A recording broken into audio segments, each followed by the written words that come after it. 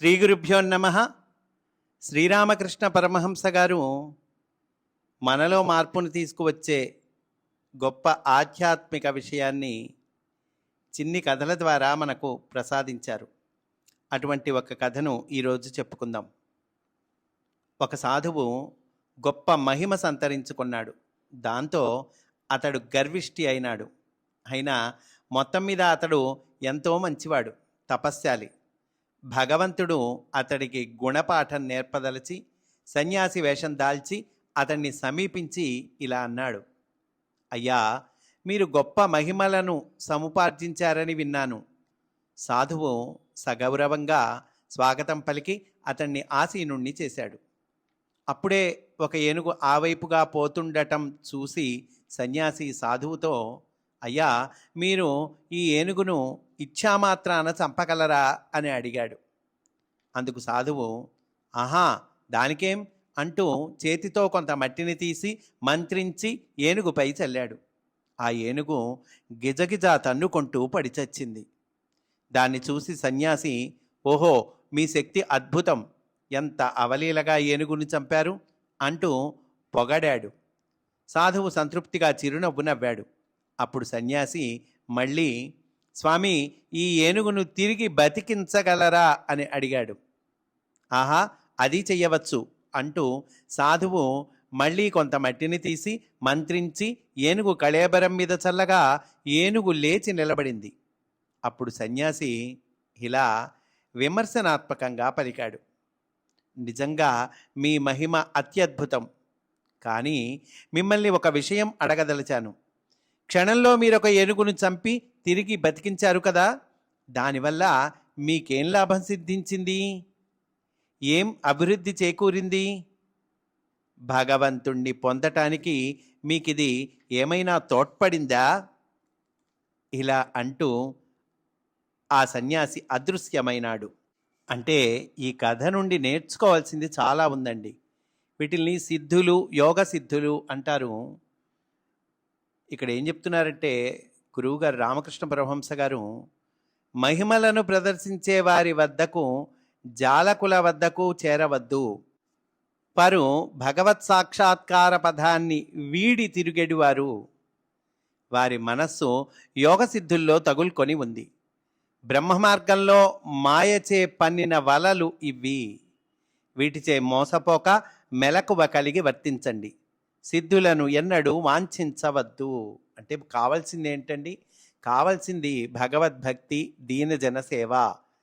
ఏదైనా ప్రయోజనకరమైన పని నీ ద్వారా జరగాలి, అంతేగాని ఈ సిద్ధుల వల్ల ప్రయోజనం ఏముందయ్యా అంటున్నారండి. ఇంకొక ఉదాహరణ చెప్పుకుందామండి, మనకి చక్కగా అర్థమవుతుంది.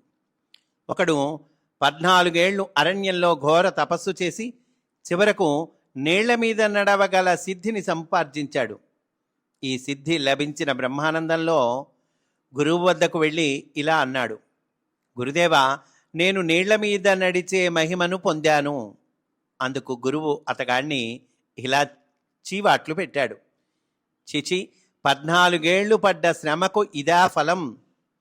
నువ్వు సంపాదించిన శక్తి కాణీ విలువ చెయ్యదు. 14 ఏళ్ళు పాటుపడి నువ్వు చేయగల కార్యాన్ని సామాన్య మానవులు పడవవాడికి ఒక కాణి ఇచ్చి చెయ్యగలరు సుమా అన్నారటండి గురువు గారు. అంటే అర్థం ఏంటండి? 14 ఏళ్ళు కష్టపడి ఆ సిద్ధిని పొందావు, ఎందుకు?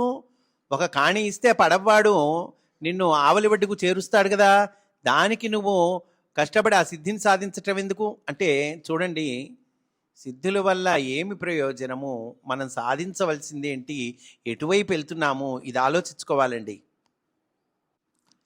సిద్ధులను అశుద్ధం మాదిరి త్యజించాలి. పారమార్థిక సాధనల వల్ల, సంయమనం వల్ల వాటంతట అవే సిద్ధులు కలుగుతూ ఉంటాయి. ఇది ఇంపార్టెంట్ పాయింట్ అండి. మనం చక్కగా భగవంతుడి భక్తి కలిగి ఉండి భగవత్ సేవలో, దీనజన సేవలో ఉంటే గనక ఆటోమేటిక్గా మనకు కూడా తెలియకుండానే వాటంతట అవే సిద్ధులు కలుగుతాయటండి. కానీ సిద్ధుల మీద మనస్సు నిలిపేవారు వాటిలో తగులుకొని ఇక పురోభివృద్ధి పొందలేరు.